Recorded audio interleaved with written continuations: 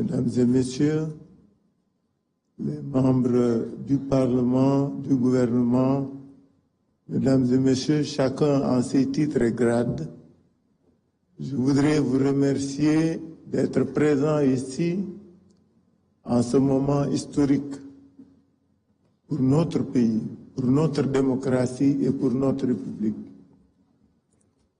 L'opposition sénégalaise est venue participer à ce rassemblement, à cette réunion, à cette manifestation, parce que nous sommes convaincus que le dialogue est la meilleure forme de gestion des affaires publiques.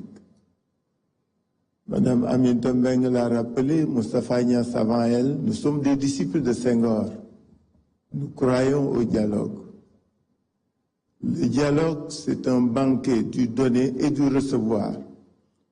C'est la raison pour laquelle notre présence aujourd'hui en tant que membre de l'opposition est de faire en sorte qu'au sortir de nos échanges et de nos assises, nous parvenions à un Sénégal mieux dirigé, plus réconcilié. En ce sens, nous voudrions dire que venir au dialogue pour nous de l'opposition, c'est répondre à une invite pour que le Sénégal puisse changer et changer durablement.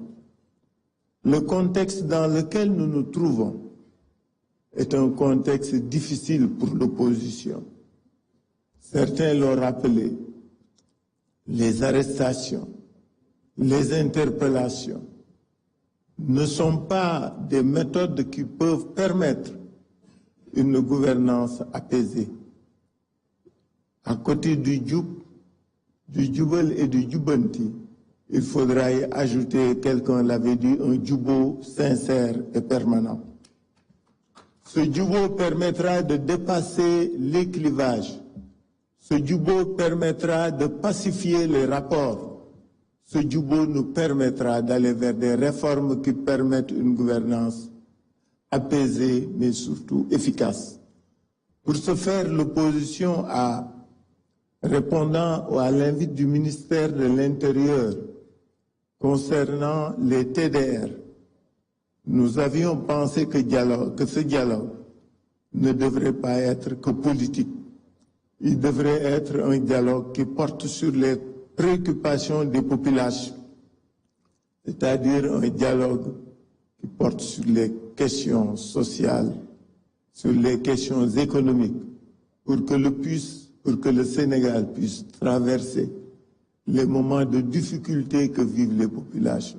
Il est indéniable aujourd'hui que ce pays a des problèmes, que les populations vivent des difficultés. Il nous faut leur trouver des solutions viables. Nous sommes venus à ce dialogue aussi, puisque c'est un dialogue dit politique, pour que le système puisse évoluer. 1992 a été un bon point de départ. Il a été suivi de différents autres moments de réflexion et de communion. 96, 2000, 2017, 2019.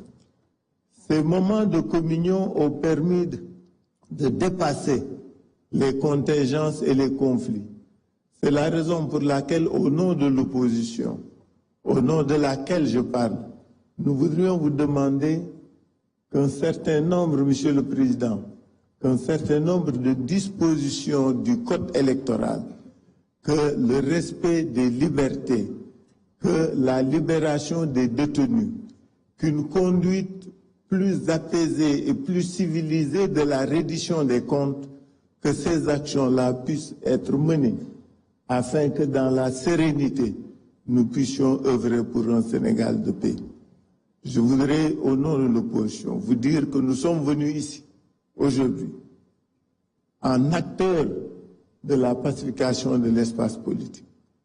C'est la raison pour laquelle nous sommes d'accord pour que les réformes puissent être conduites au niveau du code électoral, au niveau de la Constitution, afin que nous puissions, au terme de nos assises, vivre un Sénégal nouveau, qui serait un havre de paix et de concorde, afin que nous puissions, ensemble, aller de l'avant.